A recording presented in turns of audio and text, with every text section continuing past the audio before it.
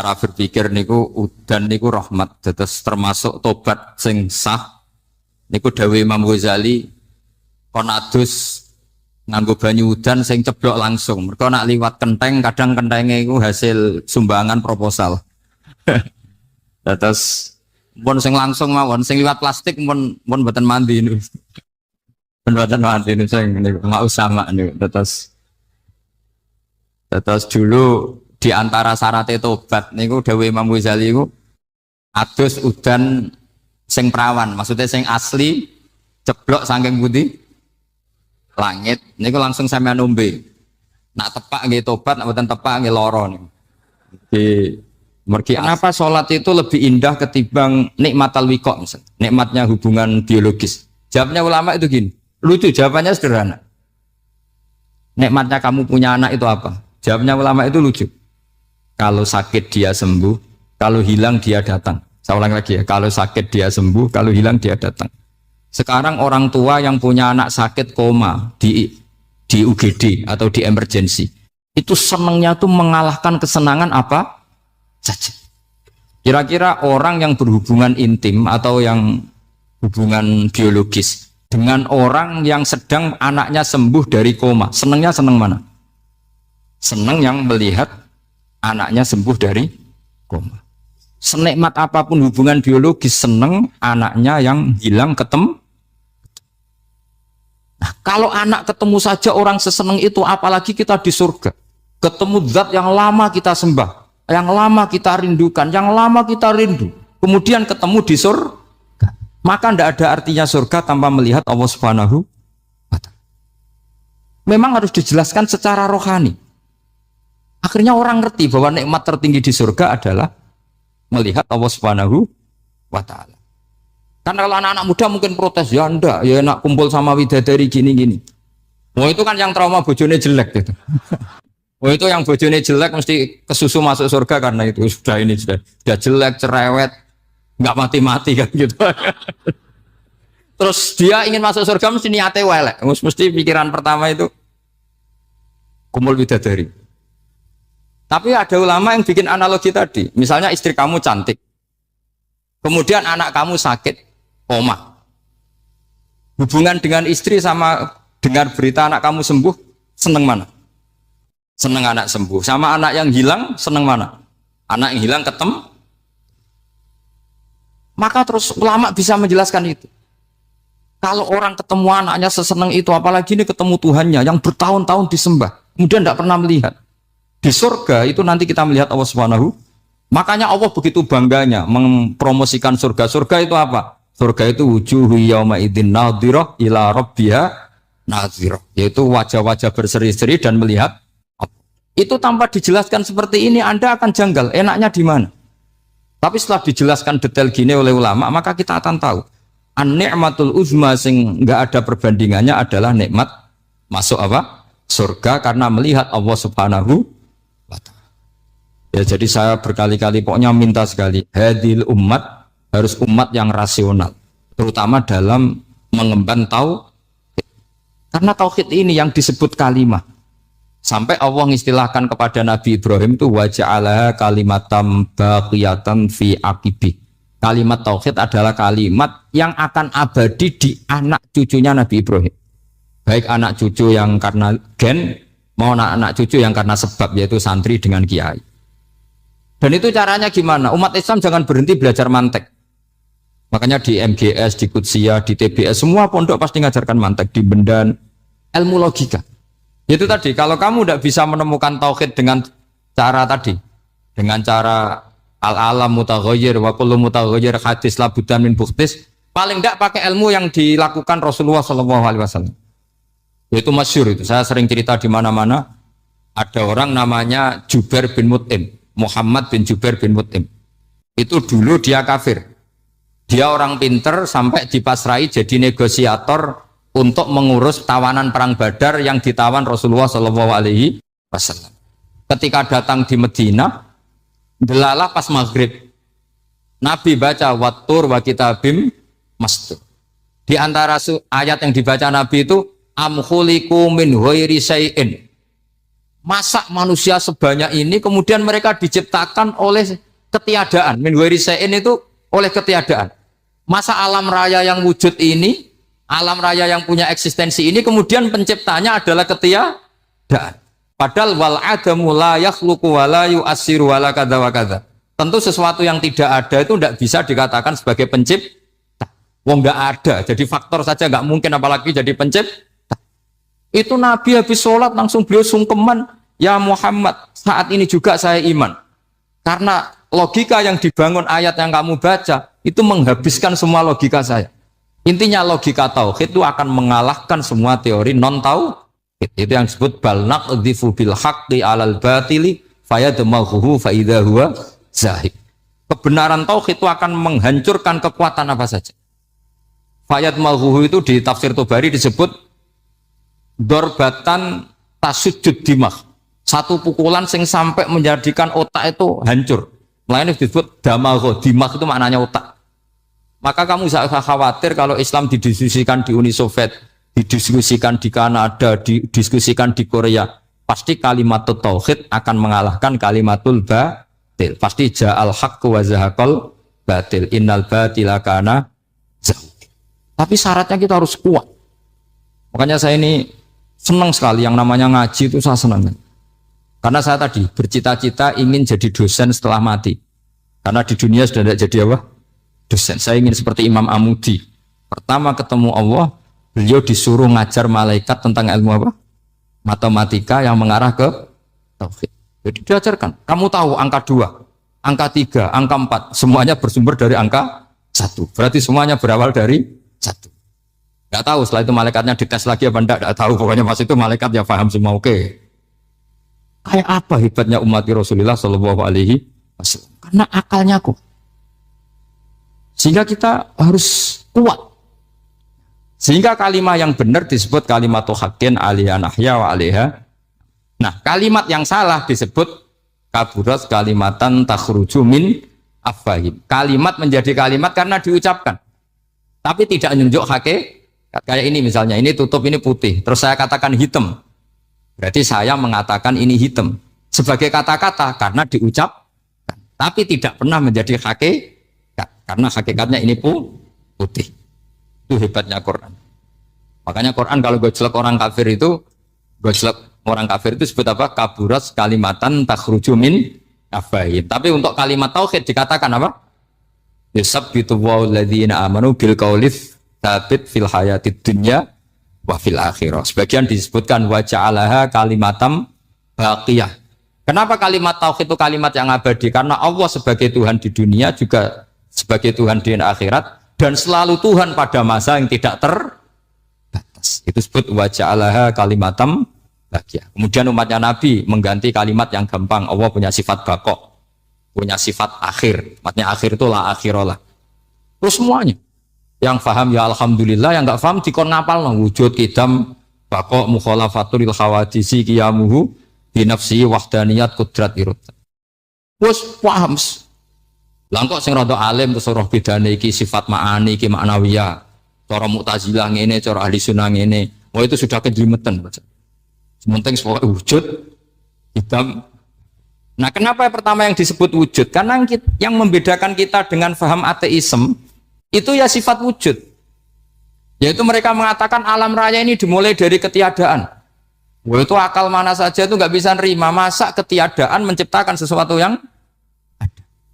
Maka kata Ibnu Hajar al Asqalani ketika mentafsirkan mensarai hadis salasun mangkunna fihi wajata halawatal iman. 3 hal ini kalau kamu paham maka menemukan manisnya iman. Manis itu enak. Terus kata Ibnu Hajar al Asqalani, saya masih ingat betul dalam sarahnya Fathul Bari, wa yusamma inda ahlil aql, misalnya al iltizat al aqli. Agama ini mengajarkan kenyamanan cara berpikir. Coba kalau sampean seorang doktor atau seorang profesor atau seorang pinter, kemudian kamu dipaksa mengimani bahwa alam ini diciptakan oleh ketiadaan, itu bisa tidur gak? Oh, tidak bisa tidur. Sampean misalnya orang pinter dididik di kampus atau dididik di pondok, alam ini yang wujud, yang menciptakan itu sesuatu yang tidak wujud. Kamu bisa tidur enggak kira-kira?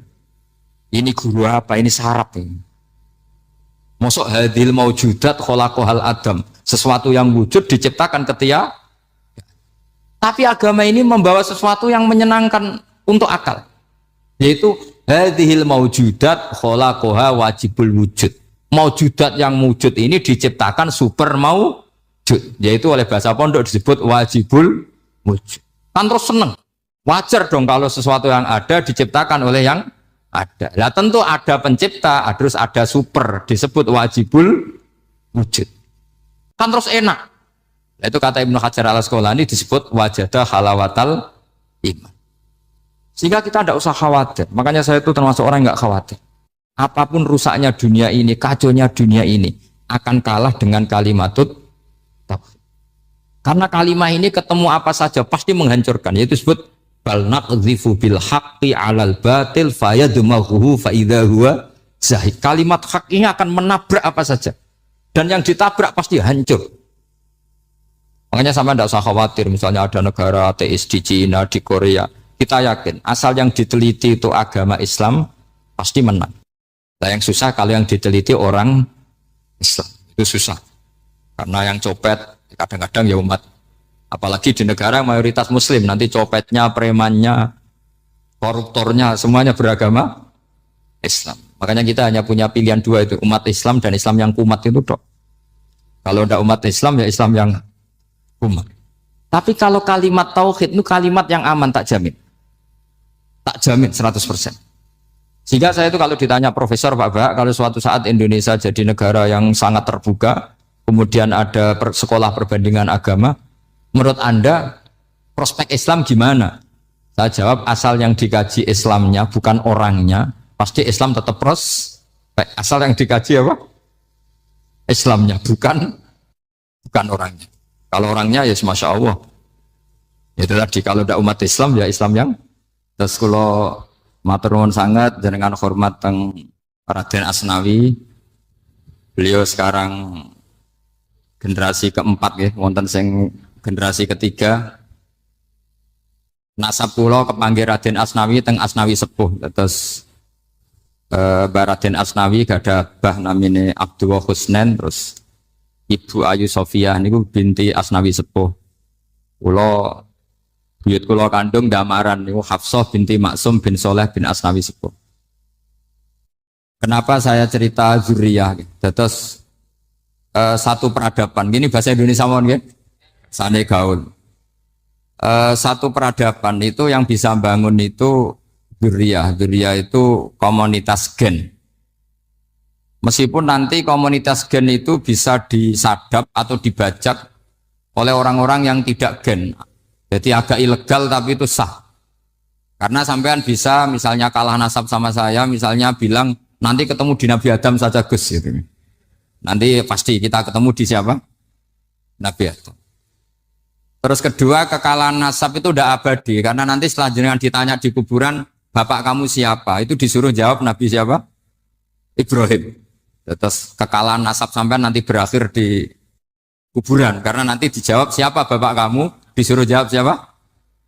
Nabi Ibrahim. Jadi yang punya bapak Karmen apa itu sudah selesai, sudah nggak dipakai lagi. Nanti pakai siapa? Nabi siapa? Ibrahim. Nah, kenapa saya cerita bahwa nasab gen itu akan disatukan oleh satu visi ilmiah yang objektif. Gini ku jawe Nabi Yusuf, wattaba'tu millata abai Ibrahim wa Ishaq wa Yaqub. Terus dawe Nabi Yusuf, maka nalana an nusyrika billahi min syai'. Jadi saya ngikuti leluhur saya. Ini dengerin ya, saya ngikuti leluhur saya, yaitu Nabi Yakub bin Ishak bin Ibrahim. Leluhur saya itu siapa? Maka nalana an nusyrika billahi min syai', yaitu keluarga besar yang tidak pernah melakukan kemusyrikan. Ya, keluarga besar kami punya tradisi tidak pernah melakukan kemusyrikan. Dan bahkan itu dibahasakan tidak mungkin kita ini melakukan kemusyrikan. Maka nalana itu kira-kira kalau bahasa Indonesia itu kita ini tidak mungkin melakukan kemusyrikan. Nah, kenapa demikian? Itu berangkat dari logika yang permanen. Disebut yusabbitu Allahu alladziina amanu bil qouli tsabiti fil hayatid dunya wa fil akhir. Logika permanen itu begini misalnya. Kita ini kan hidup dari bapak dari ibu terus sampai Nabi Adam. Kemudian setelah Nabi Adam ini berakhir, kemudian kita mau tidak mau berpikir Nabi Adam itu siapa? Terus diterangkan ternyata Nabi Adam itu satu makhluk hidup yang mulanya dari tanah. Lewat wahyu Allah, lewat titah Allah kun, kemudian jadi manusia yang bernama Adam. Sebelum Adam ada bumi, ada langit, ada cakrawala macam-macam. Kemudian itu kita rumuskan lagi, asal usulnya adalah tidak ada. Adamiyun makhdun. Akhirnya kita tahu bahwa alam raya ini diwujudkan setelah dari tidak ada.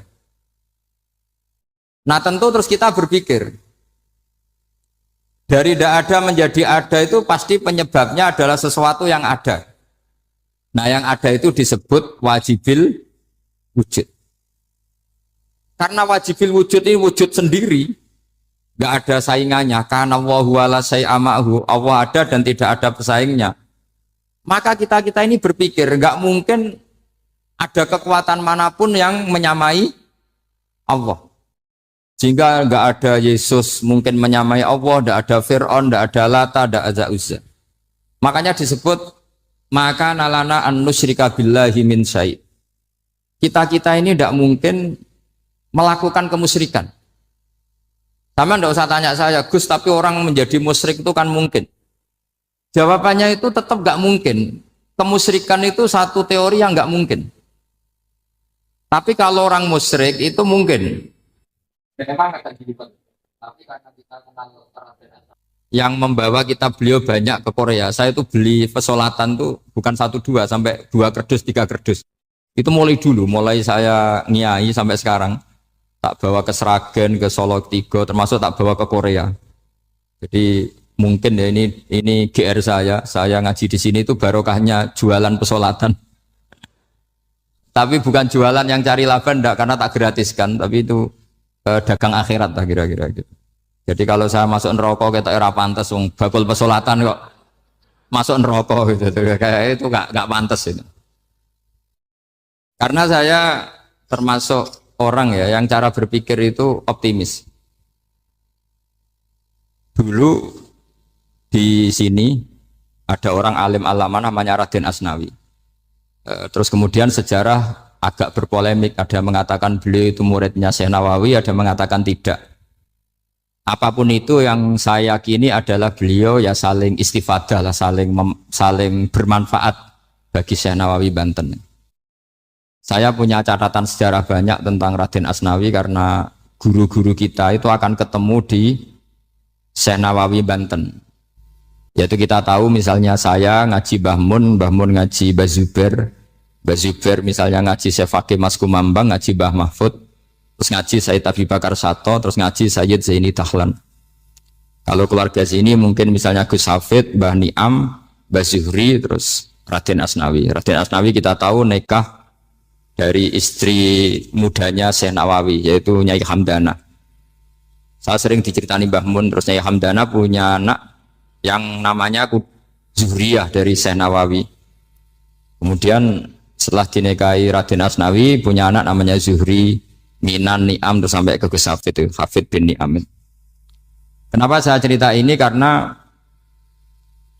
kealiman itu adalah sesuatu yang dibanggakan Allah. Imam Amudi itu ulama ahli matematika. Jadi ada ulama itu ahli matematika. Dia nggak pernah ngajarkan pesolatan, zakat, sholat, tapi dia ngajar matematika. Kemudian dari matematika itu beliau menjadi ahli tauhid. Sehingga nanti Mungkar Nakir itu nggak akan tanya dia marabbuka wa manabuka, karena dia punya rencana. Yang ngajar tauhid itu saya, kata. Jadi kalau dia akan marabbuka, pangeran kamu itu siapa? Malaikat malah dilawan. Kamu pernah ngajar tauhid? Saya ini guru tauhid. Singkat cerita, saking keramatnya Imam Amudi, kata Allah, ya Amudi, presentasikan ilmu tauhid yang lewat jalur matematika ke semua malaikat saya. Semua malaikat saya tahu cara berpikir matematis. Karena malaikat itu imannya itu iman mauhibah karena dia malaikat, ya iman karena tahu neraka, tahu surga, terus dia iman. Kalau kita enggak, kita iman tuh pakai logika, jadi lebih keren. Loh betul. Malaikat itu ketika bangga, ya Allah, apa ada orang yang imannya di atas kita? Jawabnya Allah ada. Siapa? Ya orang-orang kudus kata Allah. Kira-kira gitu. Kenapa? Ya betul. Karena kamu iman saya itu wajar, kamu tahu saya, tapi mereka nggak tahu saya tapi iman. Kenapa bisa iman ya Allah? Karena mereka punya logika, punya akal. Akhirnya Imam Mamudi disuruh sama Allah presentasikan logika tauhid kamu lewat jalur matematika. Malaikat disuruh dengerin semua. Isma'u ya malaikati, ini mimpinya wali.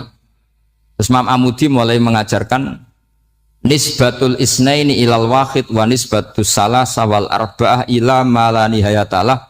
Niku binisbatin wahidah, yaitu far'un minal asli wa wa al wahid. Mbok angka sebanyak apapun 2, 3, 4 sampai 1 miliar itu nisbatnya ke angka 1 adalah nisbatul far'i ilal asli. Semuanya berasal dari 1. Maka hadhil awalim atau hadal alam ila ma la nihayatalahu, tetap semuanya ini cabang dari 1, yaitu wujud dari 1, yaitu Allah Subhanahu wa ta'ala. Sehingga semenjak itu ditiru sekian ulama. Akhirnya malaikatnya mantuk karena kepastian kalau Allah satu yang diyakini malaikat itu sepasti logika yang dibangun orang-orang manusia ini padahal tidak ngerti Allah Subhanahu wa ta'ala karena pakai akal. Sehingga di pondok itu orang harus ngerti mantek. Orang mantek itu ilmu yang jelimet tapi menyenangkan. Biasanya sing sinau ambek rokokan, sawangannya kayak filosof. Jadi paling gak agak paham dia alasan. Penting nikmati rokok, tapi pikir nikmati pemikirannya, ternyata nikmati rokok. Kayak kemarin saya datang ke resepsinya Gus Agil, saya itu tertawa terus karena dengerin Habib Mutahar. Saya membaca bahayanya rokok. Setelah tahu bahayanya, saya berhenti membaca. Tak pikir itu kan setelah tahu bahayanya saya berhenti merokok. Ternyata enggak. Saya baca bahayanya apa? Merokok. Setelah saya baca, maka saya berhenti membaca. Bukan berhenti merokok. Itu ilmu kelas tinggi seperti itu harus mantap. Pernah beliau ditegur dokter, Beb, kalau rokok terus nanti mati. Tenang saja, saya masih bawa korek.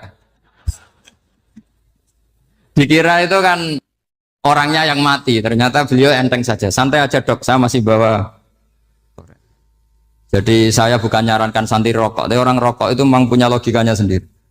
Kalau Banafek Hajen itu masih pernah mbah saya juga. Karena Banafek juga turunan Mbah Mutamakin. Hak, rokok itu haram tau ora?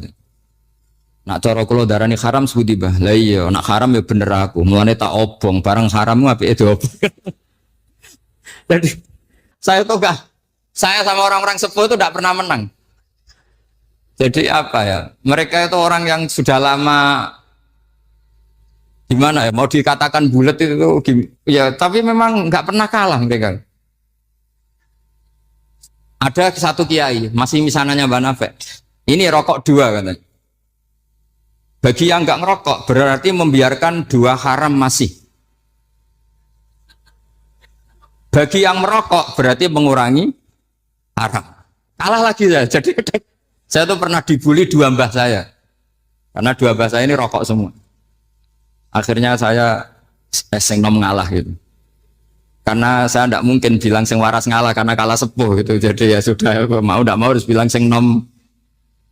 Tapi yang penting itu kita mendengar. Jadi ternyata sepinter-pinternya kita itu mesti kalah pinter sama yang sepuh-sepuh itu. Jadi kalau tahu bahayanya rokok lewat membaca ya harus berhenti merokok.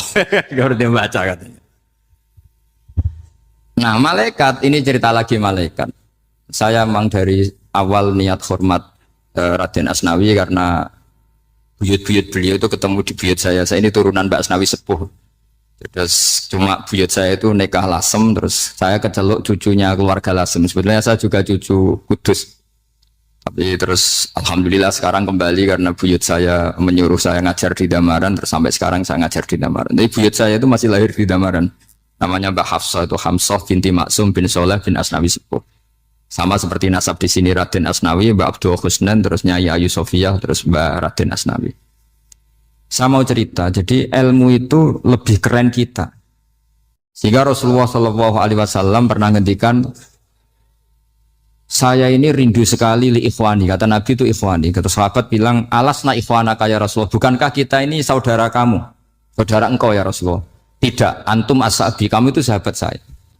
Siapa teman-teman kamu itu ya Rasulullah? Yaitu kaumun yang tidak melihat saya, kemudian iman kepada saya. Jadi mereka seperti kita semua di Kudus ini tidak melihat Rasulullah Shallallahu Alaihi Wasallam, tapi iman sama Nabi. Dan ketika malaikat yubahi bikum malaika, Allah bangga dengan malaikatnya, membanggakan kita. Sampai malaikat tuh sentimen, kok bisa ya Allah? Ya karena tadi, kamu iman sama saya wajar. Karena kamu melihat surga, melihat neraka, melihat aras. Sementara orang Kudus coba ngelihat apa? Paling simpang 5. Apa simpang 7 itu? Tapi imannya nggak kalah dengan malaikat. Kenapa nggak kalah? Karena tadi, kita diajarkan bahwa nisbatul isnaini wassalasah wal arba'ah ila ma la nihayatalaha itu sama-sama nisbatul far'i ilal asli. Tetap yang asli adalah angka 1. Jadi nggak mungkin aslu hadhil asya nggak dari Allah itu, nggak mungkin. Tetap dari zat yang 1. Kemudian tentu ini bukan nisbatul walad ilal walid, anak ke bapak tentu enggak, tapi nisbatul khaliq sama makhluk. Tapi apapun itu pasti 1. Sehingga Imam Amudi akhirnya masuk surga lewat jalur itu, tidak usah lewat pertanyaan man rabbuka wa man nabiyyuka. Kelasnya disuruh ngajar malaikat. Saya punya rencana jadi pengajar malaikat nanti itu kan. Jadi orang-orang Kudus yang dapat barokahnya Raden Asnawi nanti jangan mau kalau ditanya man rabbuka wa man nabiyyuka. Kelasnya itu harus apa? Jadi gurunya malaikat. Karena bapak kita Nabi Adam itu keren. Nabi Adam itu adalah orang yang disuruh Allah dipresentasikan, dibanggakan Allah di depan para malaikat. Ketika ada malaikat yang agak hasud, tapi itu tidak malaikat papan atas, malaikat yang kebanyakan. Itu kan agak gak terima Nabi Adam jadi apa? Khalifah. Sampai malaikat ini usul ataj'alu fiha mayufsidu fiha wasfikut. Makanya kalau saya protes sama malaikat itu malaikat yang ini, bukan Jibril sama Israel. Kalau protes Israel bahaya. Bisa dihabisin. Saya pernah ditanya seorang kiai, Gus, ini kan gojlok malaikat kok berani? Ya karena malaikat yang jenis ini pernah gojlok Nabi siapa? Adam. Nggak percaya kalau Nabi Adam itu layak mimpin, sampai protes ataj'alu fiha may yufsidu fiha wasfikut. Tapi apa yang terjadi? Allah mengajarkan satu ilmu di Nabi Adam, kemudian disuruh meresentasikan. Qala ya Adamu ambihum bi asma'ihim. Adam, coba kamu presentasikan ilmu kamu. Lah Nabi Adam fasih mempresentasikan ilmu, kata Allah, kamu bisa enggak sepinter Nabi Adam? Enggak bisa ya Allah. Makanya sudah saya bilang ini alamu malah. Saya lebih tahu siapa yang layak mimpin. Jadi layak mimpin itu pertama harus kuwatul ilm. Ilmunya itu harus kuat. Nanti saya akan cerita hubungannya Raden Asnawi dengan Syekh Nawawi. Apa itu hubungan teman, apa murid guru, itu memang masih jadi polemik sampai sekarang. Kalau saya ya keyakinan saling istifadah. Ini bahasa netral, tidak murid guru tapi saling apa? Istifadah. Kata Syekh Nawawi dalam tafsir Munir itu, ilmu itu nomor 1. Sehingga beliau setiap ada ayat fa inna hizballahi humul ghalibun, beliau pasti menafsiri bil hujjah wal barohin la bisaulah. Saya masih ingat betul takbirnya, memang saya hafalkan. Tapi bukan untuk modal pidato, bukan modal sebagai wong alim. Kalau pidato gampang. Pidato itu semua orang bisa. Kalau jadi orang alim itu tidak gampang. Lebih susah lagi wong alim berpidato. Itu kalau nggak pernah mbah saya tidak mau. Karena memang saya terkenal nggak suka pidato. 1 memang nggak bisa. Nomor 2 tidak ingin. Nomor 3 ya rugi. Karena pidato itu nasib-nasiban. Kalau nasib baik kamu tidak paham itu, wah Gus Ba ilmunya tinggi sehingga kita tidak paham itu kalau nasib baik. Kalau nasibnya ada baik, nak ngendikan bulat sama itu tepat-tepatan. Dan Syekh Nawawi itu benar, Raden Asnawi juga benar, semua guru-guru kita benar. Karena agama ini sebetulnya bukan masalah negara, tapi masalah logika yang sehat. Uni Soviet itu pernah mengkooptasi Uzbek, Ceknya, Tajikistan. Itu 100 tahun. Orang dipaksa ateis. Tapi orang-orang Uzbek Saya sering ketemu ulama Uzbek, kadang ketemu di Korea, kadang di Malaysia. Orang-orang Uzbek itu punya basement di bawah tanah. Kemudian di bawah tanah ini mereka ngajarkan tauhid. Ngajarkannya ya gampang. Misalnya ini sesuatu yang ada, iya ini. Ini ada penciptanya enggak? Ya ada. Siapa? Tukang katanya. Yang penting itu enggak ada logika bahwa sesuatu yang ada disebabkan oleh ketiadaan. Lah orang komunis, orang ateis itu orang yang mengatakan alam ini didahului oleh nihilisme, oleh adamiyah. Masuk akal enggak sesuatu yang ada, penciptanya sesuatu yang tidak ada. Sehingga orang anak-anak Uni Soviet itu enggak pernah kepikiran membenarkan ateis, itu enggak pernah. Bareng Uni Soviet ada itu Glasnost Perestroika itu kemudian hancur, semuanya langsung menjadi negara Islam, termasuk Uzbek, Tajikistan, karena diajari ilmu. Bahwa ilmu itu yang enggak pernah kalah oleh negara. Sehingga saking pedenya Rasulullah SAW ketika Sulhul Hudaybiyah, ini agak jelimet, tapi gampang dicerna. Sulhul Hudaybiyah itu satu perjanjian yang semuanya merugikan Rasulullah. Yaitu kalau orang kafir masuk Islam disuruh kembalikan ke kafir, karena kafir itu bagi mereka habitat, Islam itu hal yang baru. Tapi kalau orang Islam menjadi kafir, nggak boleh kembali Islam, berarti kembali ke habitat. Semua perjanjian itu merugikan. Sampai masyhur Sayyidina Umar protes ke Rasulullah, jenengan masih nabi. Itu kan ekstrim tanya. Jenengan sampai sekarang masih nabi? Ya, saya masih nabi. Kenapa tanya demikian? Karena semua perjanjian merugikan Islam, menguntungkan orang apakah? Semua sahabat sebetulnya persis Sayyidina Umar protes, kecuali Abu Bakar. Lama-lama akhirnya di antara perjanjian itu berbunyi begini. Tapi saya minta satu hal. Orang boleh mendiskusikan Islam tanpa tekanan. Itu saja permintaan Nabi. Orang boleh mendiskusikan Islam secara bebas, tidak tertekan. Karena orang-orang kafir melihat itu hal yang biasa, ya nggak masalah Muhammad. Akhirnya orang diskusi. Islam itu apa sih? Islam itu orang yang menuhankan Allah. Allah itu siapa? Zat yang menciptakan langit dan bumi. Lama-lama orang kafir berpikir, wah keren, Tuhannya Muhammad bisa bikin langit dan bumi. Nggak kayak Tuhan kita, malah kita yang bikin. Jadi mulai debat itu terus ada yang cerita lagi. Saya pernah loh nyembah Lata, pas itu dikencingi luwak. Masa ailahun ya bulu ali sa'laban, masa Tuhan kok dikencingi luwak? Yang agak-agak ahli kitab ya diskusi lagi. Wah kayaknya Yesus tidak Tuhan. Masa Tuhan kok kelaparan, lemes, wah repot nanti. Jadi makanya Allah ketika gojlok wa ummuhu siddiqah kana yakulani ta'am.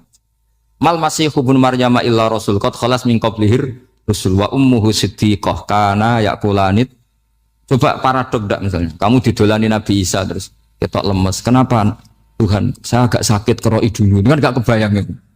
Punya Tuhan yang sakit setelah makan sehat terus. Kan enggak kebayang seperti itu. Ketika Nabi punya konsep Tuhan, Tuhannya Muhammad itu siapa? Yaitu zat yang la awalalah, zat yang pertama. Lalu Tuhan itu siapa? Tuhan itu yang menciptakan langit bumi. Tuhan itu siapa? Yang memulai segalanya. Lama-lama mereka berpikir, wah kalau gitu yang benar itu Islam.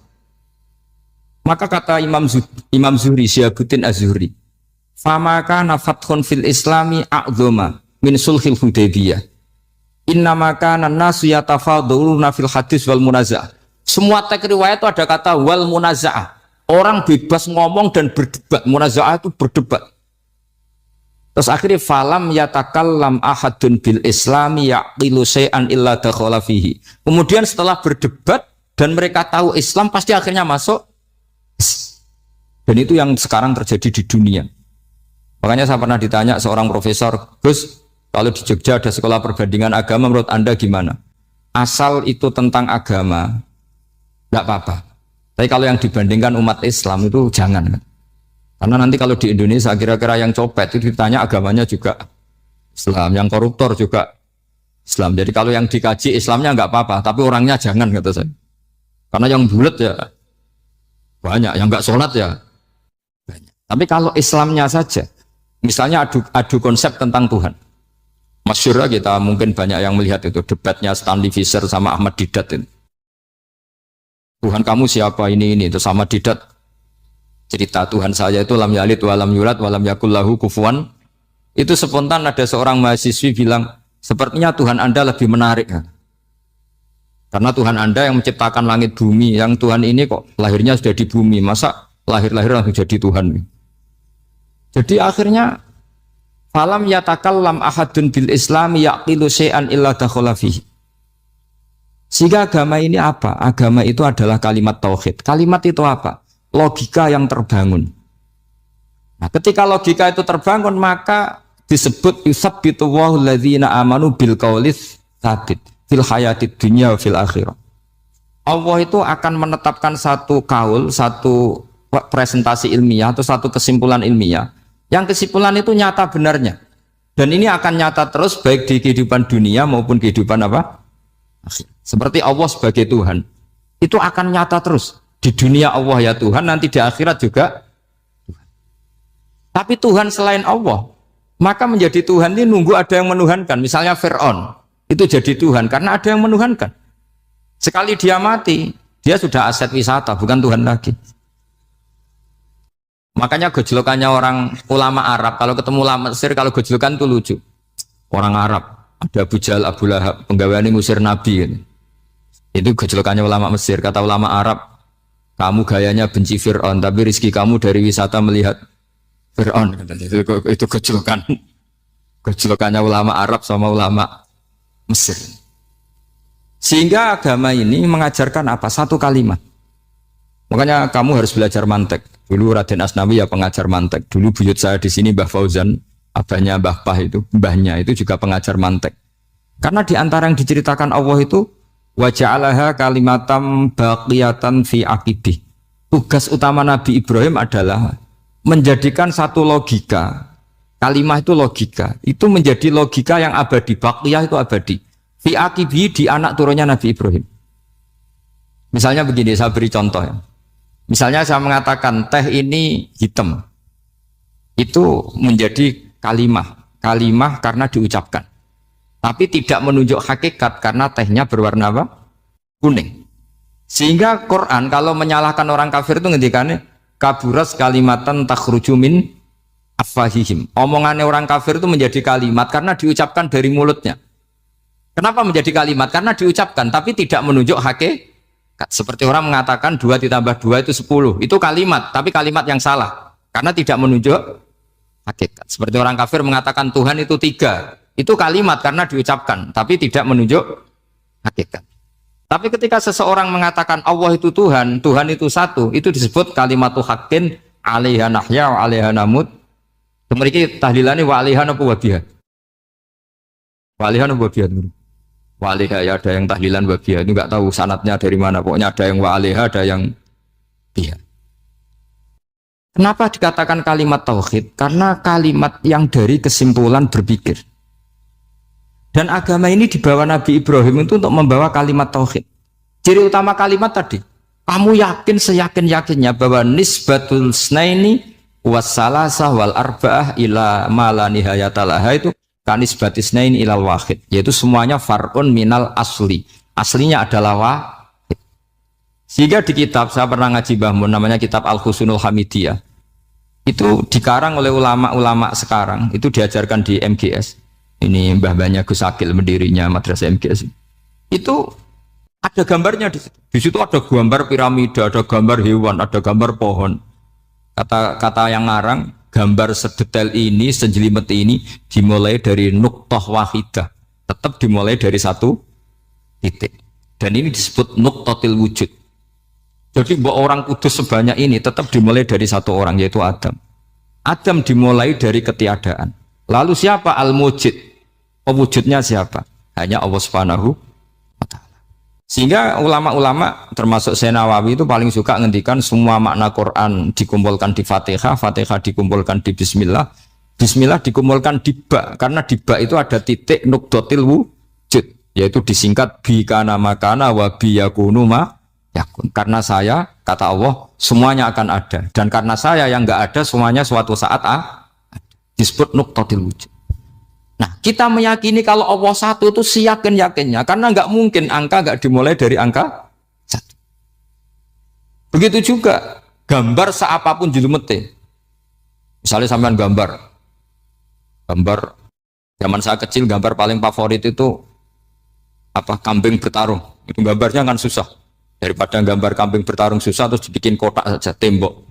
Ada tanya gurunya, gambarnya mana? Di belakang tembok, Bu. Ini itu dulu saya diwarai anak-anak nakal. Jadi semua satu gambar itu disuruh gambar harimau, yang satu disuruh gambar kambing bentrok, yang satu disuruh gambar matahari, semuanya kotak semua. Ini itu Bu, gambarnya di belakang apa? Tembok. Maka nggak kelihatan kata sih. Jadi gurunya kalah cerdas. Dan guru itu sebenarnya nggak pernah menang, karena murid itu lebih pinter. Itu teman saya dulu kalau ngaji itu, kalau tes itu ngerpek, baca. Gurunya marah, kamu tes kok baca? Enggak ngerpek Bu, ini belajar di kelas. Katanya belajar kapan saja, di mana saja. Acuh. Jadi apa ya, orang itu kadang yang salah itu lebih masuk akal kadang-kadang ini. Saya teruskan ya supaya ini dapat barokahnya Raden apa? Asnan. Saya mohon sekali ya, kalimatul haqqin itu harus kamu jaga. Caranya jaga ya tadi. Kalau kamu tidak bisa ilmu mantek, misalnya al-alam mutaghayyir wa kullu mutaghayyir hadis la budda min muhdits, itu kan jelimetan. Pakai saja teori umum bahwa gambar apapun jelimetnya itu dimulai dari satu titik. Karena nggak dimulai dari satu titik. Maka alam apapun jumlahnya nggak terhingga, tetap dimulai dari al-wahidul qahar, yaitu satu titik. Yaitu dalam konteks tauhid tentu itu Allah Subhanahu wa ta'ala. Sehingga Nabi Ibrahim itu orang paling sukses bikin waja'alaha kalimatam baqiyatan fi aqibi. Terus Nabi Muhammad begitu, sahabat gitu, sampai kita sekarang diajari ilmu mantek. Ilmu mantek itu logika yang nggak terbantahkan. Karena mau tidak mau. Kata Imam Syafi'i, fa innal uqula muttarratun ila qabulil haq, karena akal akan dipaksa menerima kebenaran. Dan itu yang terjadi di Uni Soviet. Dikooptasi 100 tahun untuk berfaham ateis, dilawan oleh ilmu, tetap menanamkan ilmu tauhid, ilmu mantek. Ketika Uni Soviet secara politik runtuh, semuanya menjadi muslim, termasuk negara-negara yang dulu dikooptasi. Maka kamu tidak usah kecil hati di Indonesia, mau apapun rusaknya negara ini, asal kita cara bertauhid benar, insya Allah tetap meninggal husnul khotimah. Karena sudah janjinya Allah, yusabbitu walladzina amanu bil qaulis tsabit. Sing jelas itu nomor satu tuh al qaulis tsabit. Memang itu logika yang masuk akal. Jadi jangan kira semua orang ditanya marrob, bukan, enggak. Banyak ulama yang enggak ditanya, masyhur itu dalam cerita keramat-keramat. Ada guru tauhid ngajarin tauhid. Setelah ditanya mungkar nakir, Imam Malik datang. Kamu nanya ini, man rabbuka man nabiyuka, kamu tahu ini guru Umul Barohin yang tukang ngaji tauhid. Guru tauhid kok ditanya apa? Malaikatnya enggak jadi tanya. Dan saya percaya cerita-cerita seperti itu karena secara umum itu ala inna auliya Allahi la khaufun alaihim wa lahum yahzanun lahumul busyra fil hayatid dunya wa fil akhir. Artinya kalau wali itu kok ditanya mungkar nakir berarti ngalami ketakutan. Karena di situ kan digambarkan mungkar nakir itu sewangar, bawa godam. Kalau yang tanya nggak bisa dipukul sampai ajur sak walang-walang. Pokoknya ceritanya kan seru seperti itu. Nah itu kalau betul begitu terus ayat la khaufun alaihim wa lahum yahzanun kayak apa? Makanya dalam kitab Nashihul Ibad itu ada cerita ini. Sampean boleh nggak sependapat dengan saya, tapi semoga nasib sampean nanti digebuki malaikat. Karena orang itu akan mengalami seperti yang dirasakan. Ana indadzoni abdibi. Saya tidak bayangkan akan mengalami itu. Makanya saya ini ngajar tauhid terus. Paling tidak kalau ditanya marabbuka man nabiyuka, sampean tahu profesi saya. Saya ini pengajar tauhid. Dan biji saya 9. Dulu saya di MGS, kalau ada teman bijinya tauhid kok 4, segala ahli swarga, tauhidnya jeblok. Dari kalau bijinya 4 segala ahli swarga, tauhidnya apa? Jeblok. Tapi yang bijinya 9, ahli swarga, tauhidnya itu, saya dulu bijinya 9. Terus 9 terus sampai tamat. Karena nggak ada biji 10. Karena kalau 10 itu kan terlalu sempurna, nggak baik lah manusia kok sempurna gitu. Jadi sudah 9 aja kan. Tapi sebetulnya pantasnya ya dapat 10. Bemergo saake, bemergo tenan enggak tahu saya. Di Nashihul Ibad itu ada cerita gini dan saya percaya itu. Di sarahnya itu. Juga di sarah apa itu yang disarai Senawawi itu. Pokoknya saya kalau ingat Raden Asnawi pasti ingat Senawawi. Saya tidak memastikan apa murid guru apa saling istifadah, yang jelas itu teman dekat. teman fil ilm. Sayyidina Ali itu pernah minta kasaf sama Allah. Saya percaya tidak semua orang alami marbuka ditanya itu. Ya Allah, saya minta kasaf. Kasaf itu ngerti alam gaib. Ingin tahu Umar. Jadi diam-diam Sayyidina Ali itu ya mangkal sama Sayyidina. Wong kok keras ngon. Angger wong kok tahu disentak. Jajal wani nyentak malaikat Tora, itu kata Sayyidina. Jadi dia minta kasaf karena kenangannya dia melihat Umar itu semua orang pernah disentak sama Sayyidina Umar itu. Sayyidina Ali minta kasaf. Ya Allah, saya ingin melihat Umar menghadapi mungkar nakir. Masih garangkah apa enggak? Itu dah, itu tidak. Minta kasaf. Pas kasaf beliau bangun dari kubur, duduk. Dilihat sama Sayyidina Ali ini ngalami kasaf. Sama ndak usah tanya. Enggak wali kok tanya. Ya sudah, pokoknya percaya aja. Akhirnya malaikat mungkar nakir datang. Itu di situ digambarkan matanya itu kalkidril mughalla, kayak apa itu panci yang dibakar. Wah, soal seru. Semua nang Sayyidina Ali. Baru ini kamu akan takut gitu. Tapi ternyata enggak. Umar bangkit, disewentak orang tua itu. Kamu tahu menghadapi siapa? Yang sopan. Sontak. Kaget malaikatnya itu karena enggak pernah ngalami disentak. Mungkin itu pertama. Kaget. Memangnya kamu siapa? Saya ini teman kekasih Tuhanmu.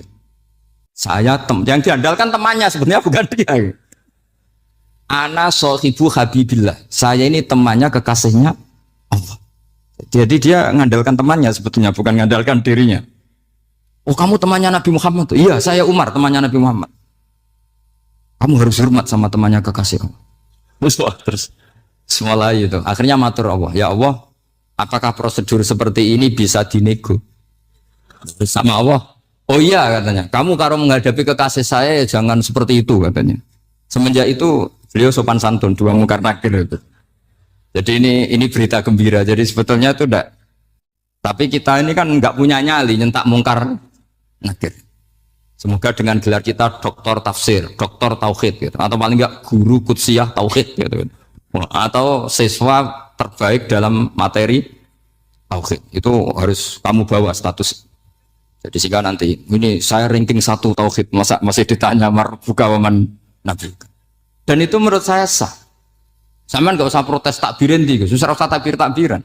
Pokoknya takbirnya adalah wali-wali itu la khaufun alaihim walahum. Yes, mereka tidak akan mengalami ketakutan baik kehidupan dunia maupun kehidupan akhir. Bahkan para malaikat itu mengatakan ke wali-wali nahnu auliyaukum fil hayatid dunya wa fil akhir. Kita ini teman kamu, saudara kamu, mitra kamu. Masa mitra kok nutui itu kan nggak fair. Dan menurut saya paling efektif itu apa? Kamu harus punya rumus tauhid kayak Imam Amudi menemukan Tuhan. Imam Amudi itu menemukan Allah itu lewat ilmu matematika. Dan itu Allah saking senengnya disuruh ngajari para malaikat. Wa ya malaikati isma'u. Kamu harus mendengar, ini orang alim saya yang ahli matematika. Tapi justru itu ngerti bahwa asal usul alam itu minal wahidil qahar. Dari zat yang satu. Akhirnya Imam Amudi mulai ngajar tuh. Nisbatus naini wassalah sawal arba'a ila mana nihayatalaha iku kabeh iku far'ul wahid. Akhirnya malaikat mantuk-mantuk. Nah, iman seperti itu akan setingkat keyakinannya dan keakurasiannya sama dengan imannya para malaikat. Makanya Nabi ngendikan tubaliman amana bi walam yaroni. Sebagian riwayat disebut sab amarot. Nabi ngendikan sampai 7 kali. Benar-benar keren orang yang tidak melihat saya kemudian iman kepada apa yang bisa menemukan itu? Hanya A. Misalnya contoh paling gampang ya yang dialami para ulama. Ya saya ulang lagi yang dialami para ulama. Ketika menemukan ilmu ya yang menjadikan mereka mahabbah Rasulullah Shallallahu Alaihi Wasallam. Nabi itu paling suka itu sholat. Nabi itu paling senang sama sholat. Wa qurratu aini fi sholat. Terus beliau ngendikan as-sholatu imaduddin. Terus beliau kalau muji sholat itu sundul langit. Sampai beliau kalau banyak masalah itu bilang ke Bilal, arifna ya Bilal, saya kasih istirahat. Itu maknanya mau sholat. Semuanya sholat. Pertanyaannya adalah, apakah mungkin seorang raja yang ambisi jadi raja, kemudian yang dikampanyakan adalah orang supaya sholat? Tentu kalau Nabi seorang raja, beliau akan kampanye gimana? Narik upeti kayak apa, narik pajak kayak apa, biar Nabi kaya. Enggak. Nabi itu paling tersiksa kalau orang tidak sholat, tersiksa kalau orang tidak sujud. Loh, kalau beliau seorang raja ngapain mempopulerkan sholat? Maka makna sholat Imaduddin adalah sholat itu tiang agama. Maknanya tiang agama, kamu akan tahu betul kalau dia seorang nabi. Karena apa? Yang diajarkan adalah sholat. Coba untungnya apa bagi Nabi Muhammad ketika umat Islam sholat? Kan tidak ada untungnya sama sekali. Ya clear ya. Jadi terus sekarang masalah nasah mansuh ini kan clear tentang mukaddimah ilmu tafsir. Nasah mansuh itu kelihatan datar tapi itu urgen sekali. Karena agama sebagai aturan ya atau solusi mau tidak mau kan bersentuhan dengan hukum sosial yang tidak akidah. Saya tadi sudah matur Pak Arsoyo, agama yang tidak akidah itu kan bersentuhan dengan hukum sosial. Kalau yang akidah jelas Allah itu satu, la ilaha illallah wahdahu la syarikalah. Kalau sosial, saking bersentuhan dengan sosialnya itu Pak Fathul Wahid, Imam Syafi'i itu punya istilah begini Pak Arsoyo. Ketika Nabi misalnya sedekah atau zakat pakai kurma atau pakai susu kering misalnya. Sedekah atau zakat atau dulu ngamal pakai dinar. Pakai apa? Dinar.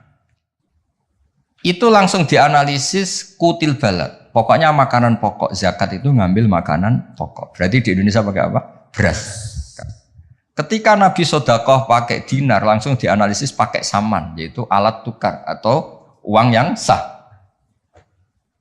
Jadi kamu tidak usah memaksakan mentang-mentang anut sunat Rasul, terus kamu makan kurma, terus bisa mencret. Terus mentang-mentang sunat Rasul, saya tidak pernah sedekah, karena sekarang nggak ada dinar. Nabi kan sedekahnya pakai dinar, medit ya alasan. Kalau mau kikir saja, tidak usah punya alasan. Lama-lama Pak Arso nggak jadi wakaf tanah, karena Nabi nggak pernah wakaf tanah di Sleman, wakafnya di Mekah. Oh ini kan tanahnya di Sleman. Lama-lama ada orang nggak sholat, Nabi sholatnya kan di Mekah, kita kan di Indonesia. Bisa rusak semua kalau ya pakai mersiskan sunnah Rasul. Itu ada analisis. Nah, itu juga yang menjadikan kenapa harus ada ulama usul fikih. Orang yang bisa menganalisis. Apa bisa? Misalnya begini, saya beri contoh di bab haji. Nabi itu domisili di Medina. Karena di Medina itu melewati Dzul Khulaifah yang sekarang disebut Bir Ali. Maka mikotnya Nabi ya dari Bir Ali. Tapi kalau orang Yaman ya dari Yalamlam atau orang Indonesia rata-rata terbang lewat Yalam. Mungkin orang tertentu di kawasan Jirona ya Jirona. Ada yang dari Tanim, ada yang dari Juhfa. Jangan mentang-mentang kamu orang Indonesia ikut sunnah Rasul terus memaksakan dari Indonesia di atas Yalamlam mohon niat ihram. Enggak, saya nanti aja dari Birali. Nabi kan dari lama-lama enggak ada orang berani nampak di Sleman. Nabi kan hidupnya di Medina kok Sleman. Hadisnya mana? Ini panjang. Analisis itu penting supaya orang itu proporsional. Apa orang itu? Itu juga bagian dari ulumul Quran. Ulumul Quran. Sehingga kalau kamu nuruti persis, misalnya begini, saya pernah ditanya. Ini saya, Pak Arsoyo, Pak Fathul Wahid, kalau naik Innova atau naik mobil, kan mesti dungo, wes soleh lah, jadi tak alani mesti wes soleh. Nang kowe lali numpak terus untuk gratis mangkat kabeh. Kalau yang soleh-soleh gini itu kan kalau naik ya subhanalladzi sakhkhara lana hadza wa ma kunna lahu muqrinin wa inna ila rabbina munqalibun. Itu jelas di Quran tuh wal khaila wal bighala wal hamir wal khaila wal bighala hamir. Jelas yang dicontohkan di situ ya kendaraan itu ya unta, khimar, kuda. Dan karena yang dikendarai itu hewan, dulu Allah bayangkan juga litas tahu ala duhuri, kamu naik di punggung hewan itu, sumatazkuru ni'mata rabbikum idastawaitum alaihi wa taqulu subhanalladzi sakhkhara lana hadza.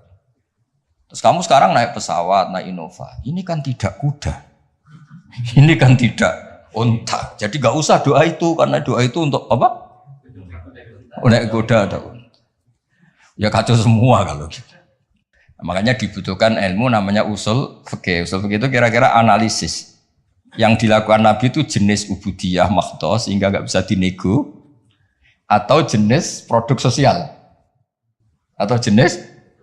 Kalau produk sosial ya tadi sudah musyawarah sama Pak Arso tadi ya kontekstual atau kondisional namanya produk apa. Nanti lama-lama gini pakai mit jangan, Nabi dulu nggak pernah pakai bid'ah itu ya, panjang nanti ceritanya. Ya jadi seperti sekarang kembalikan nasah mansuh. Kenapa saya terangkan ini dulu? Karena begini, ada ayat yang berlawanan 180 derajat sekalipun. Kalau masih bisa dianalisis karena produk sosial, itu kategorinya tidak nasah masuk. Kecuali sudah nggak bisa dianalisis pakai analisis tadi. Misalnya begini Pak Arsoyo. Ada ayat itu qatiluhum, kalau ketemu musuh itu beranikan kamu berani perang, duel. Tapi ada ayat fa'fu anhum wasfah, abaikan saja, maafkan saja.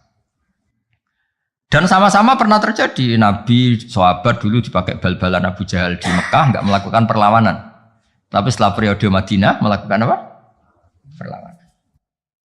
Kata banyak ulama, seperti itu golek anu bab nasaman golek ini. Seperti itu produk analisis. Ketika Nabi lemah dan jumlahnya baru 6, baru 10, kan nggak mungkin ada perintah boleh perang atau harus perang karena ini nggak realistis, apa? Nggak realistis. Sehingga ayat-ayat Makkiyah rata-rata ya produknya fa'fu anhum wasfa, maafkan saja, ya. Paham ya? Tapi ketika di Medina udah punya orang gagah berani, sahabat-sahabat Ansor jumlahnya besar, komunitasnya besar. Terus digobal-balan menengahnya kan ya lucu. Lucu kan? Lucu. Itu kan ada konteksnya, Pak. Ada konteks. Nah, kalau seperti itu maka nggak perlu dianggap ayat fa'fu anhum wasfah dinasah pakai ayat perang. Ya sama lah seperti pertama orang Indonesia didatangi Belanda nggak tahu apa-apa, zaman agresi lah, zaman dulu agresi. Bisa apa? Terus banyak yang terpelajar, banyak ada yang bisa jadi pilot, tentara sudah terbentuk, kiai-kiai komunitasnya besar, ya melakukan apa? Perlawanan. Tapi nggak perlu kamu katakan perlawanan itu satu hal yang harus karena ini Belanda penjajah. Daerah sekarang peradaban begini, kan yang ada kerjasama kan. Tapi dulu karena mereka datangnya musuhi, ya kan itu kan urusan kondisi ya, ya kondisional, nggak bisa disamaratakan. Ya, nah. Saya baca ya, masalah nasa mansuh itu. Nasa mansuh itu komentarnya harus persis seperti saya ini, itu baru benar. Kalau enggak, rapati benar.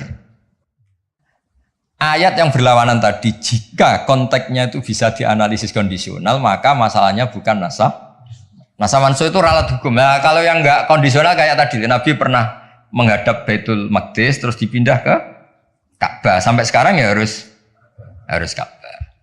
Dulu iddah ketika orang ditinggal mati suaminya pernah iddah itu 1 tahun. Wasiyatan li azwajihim mata'an ilal hauli ghaira ikhraj. Berarti pernah iddah berapa?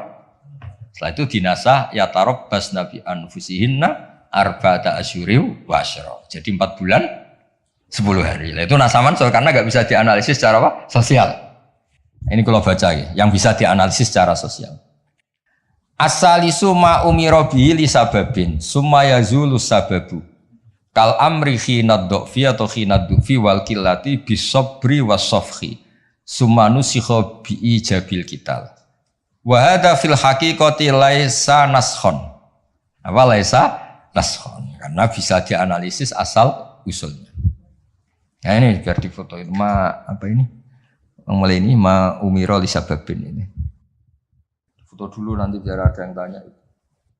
Nah sehingga kiai-kiai Jawa ketika meskipun ngaji Jalalain, ngaji kitab Jalalain, tafsir Jalalain, kan sering ada ayat misalnya lakum dinukum waliyadin, kadang sebagian dikomentari mansukhun bi ayatis saf atau bi ayatil kital. Itu kiai Jawa tidak ada yang ikut meskipun mereka baca kitab karena ngerti konteksnya apa? Ya, misalnya kita dulu ketika Jepang datang ke sini itu memang jajah, ya kita bilang ada revolusi jihad, misalnya resolusi jihad, ada resolusi jihad. Dulu Mbah Hashim, Mbah Ahmad Dahlan juga sepakat melawan penjajahan, apa ngelawan? Jadi ketika di kesini studi banding atau kesini tukar ilmu ya nggak ada masalah kan? Bahkan di Quran sudah diumumkan wa in ahadum minal musyrikin astajaruka ya fa'ajirhu hatta yasma'a kalam Allah. Ya, kalau ya kan ya tadi konteksnya beda. Ya konteksnya itu kemarin saya jagongan itu sama Pak Alwi Shihab, adiknya Pak Kures, kan dulu pernah Menteri Luar Negeri. Kata beliau, sekarang Gus ngomong rekonsiliasi cek susahnya, alasannya ngenang masa dulu. Nah, masa dulu ya ada yang sekarang nggak mungkin. Dulu pernah kan ada istilah zaman dulu pernah sedikit konflik dengan Malaysia, Pak Karno bilang ganyang Nah, masa sekarang kan ya jelas enggak itu. Itu kan konteksnya beda. Dulu Mbak Hasyim, Mbak Madalan bilang resolusi jihad. Ya sekarang kan enggak. Malah anak-anak ini nunggu ada beasiswa ke sana. Enggak belajar malah dulu ayah Amsterdam. Oh, bal-balan. Apapun itu kan yang seperti itu kategorinya itu ma'uzila li sababin apa ma'uzila li sababin. Jadi hilangnya bukan karena hukum nasa mansuh, tapi karena sebab yang berbeda. Saya tadi jagoan Pak Warsoyo dulu tuh orang kiai-kiai termasuk buyut-buyut itu ngaramkan orang pakai pantolan ya, pakai celana, pakai apa itu? Dasi. Karena itu londo itu. Mantas sababi komen bahwa minum ya pernah kan ada era gitu. Lah sekarang rektor Universitas Islam Indonesia pakai celana, pakai dasi. Londo itu kalau dulu tuh. Sekarang enggak. Sekarang kalau pakai sarung malah dianggap wow, masalah itu. Kecil saya masih ingat orang pakai sarung tuh enggak dianggap sunat. Karena dulu katanya cerita dulu. Wong sing nganggo sarung kalau Upyuk kalah terus kemulan turun ning rondan. Dari dulu pernah. Loh iya tak cerita kuno dulu tuh orang kalah main loh. Ini saksinya banyak ini kan. Dulu sarung pernah ya nasibnya gitu pernah ya. Sekarang saja sarung jadi simbol pakaian apa? Santri. Dulu gak? Ya masih ingat ya cerita itu.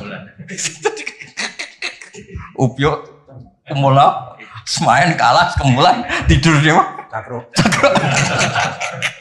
Ya terus jangan bilang, oh ini sarung simbol orang kalah apa?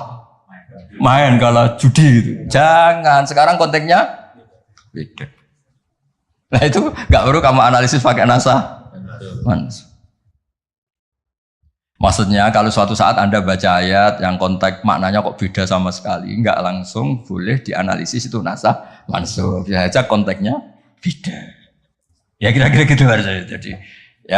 Jadi di sini redaksinya ma'umiro bihi li sababin summa yazulus sabab. Saya contohkan tapi Pak Fajar nggak usah tersinggung. Misalnya kenapa sih Nabi itu banyak yang poligami? Orang di nikah Nabi itu bangga. Mertuanya ya bangga, iparnya ya bangga.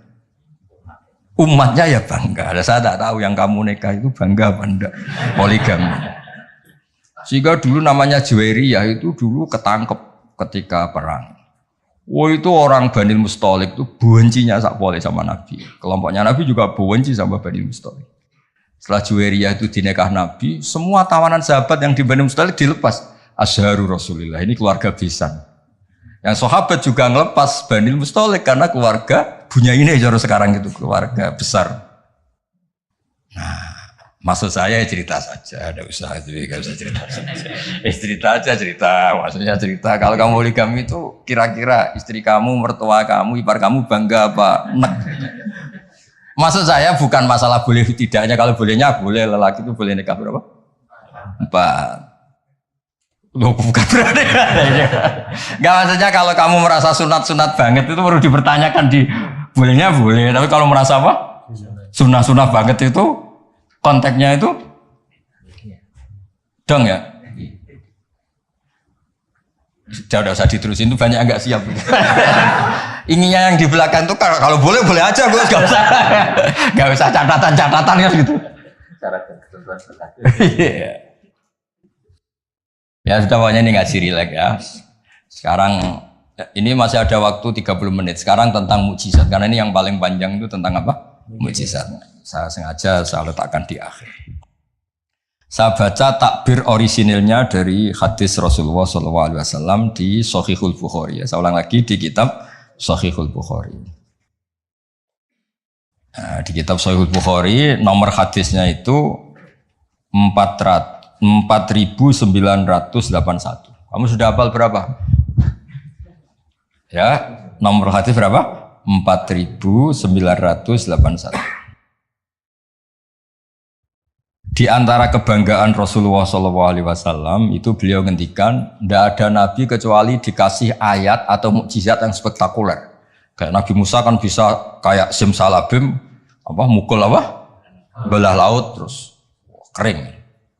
Nabi Soleh juga batu besar ngeluarin apa? Onta. Ngeluarin apa? Onta. Keren. Onta kok keluar dari batu besar. Ajaib lah. Nabi-nabi dulu itu aja. Tapi yang agak-agak kalau boleh dibahasakan, agak-agak gak rasional itu satu Pak Arso. Saya punya kitab namanya Al-Khusurul Hamidiyah. Itu pinternya bukan main yang ngarang.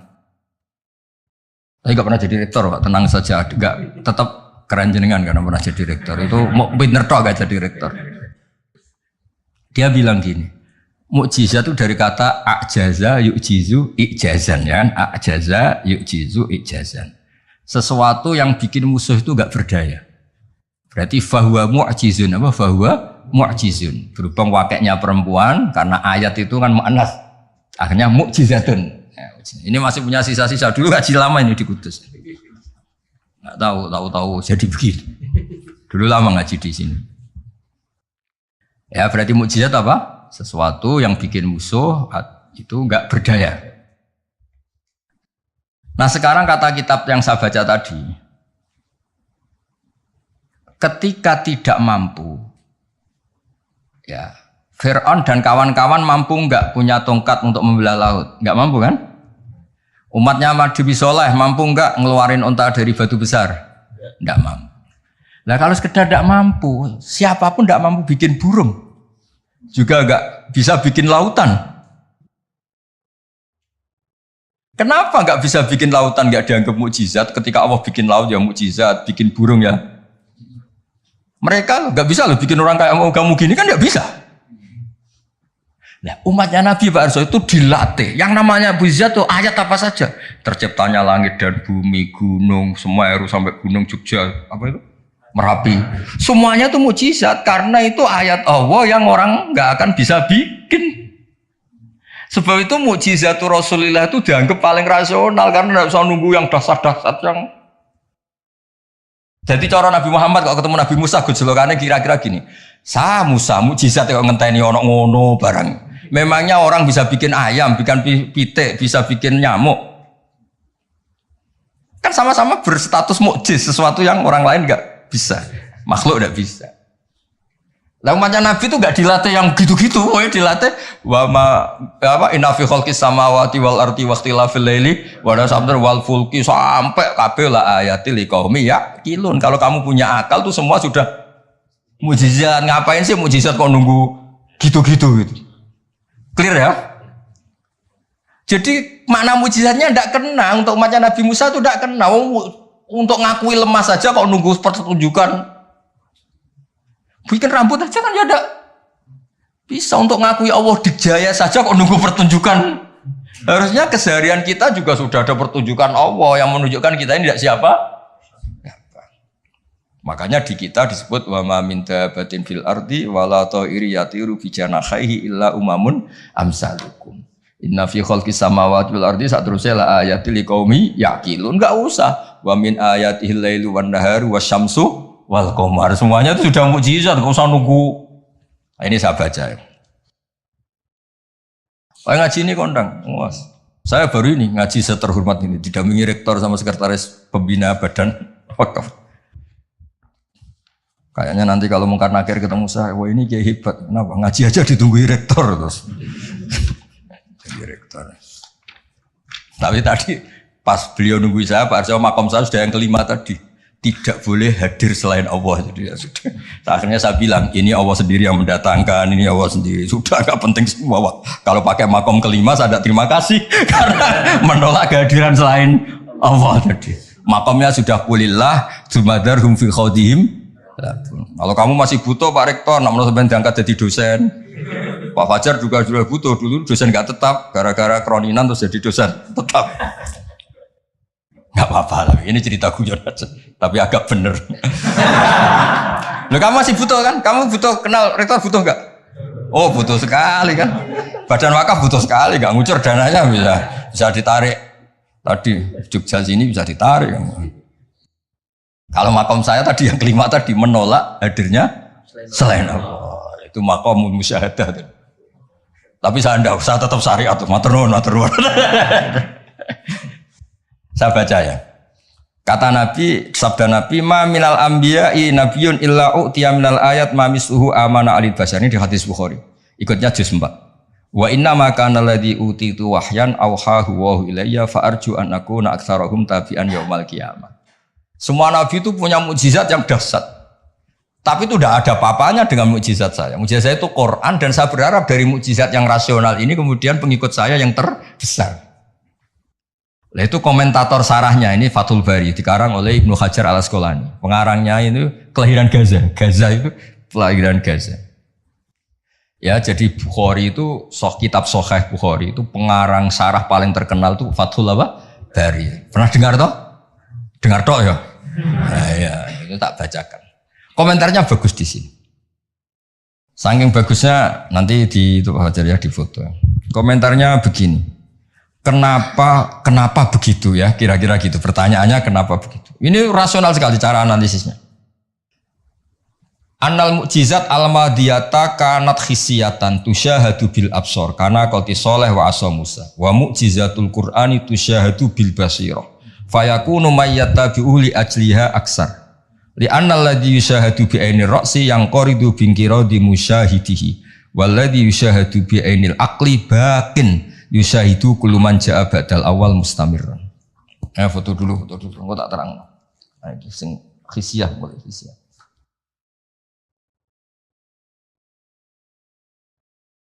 Yang mulai ini annal mukjizat al-madiyah kanat khisiyatan.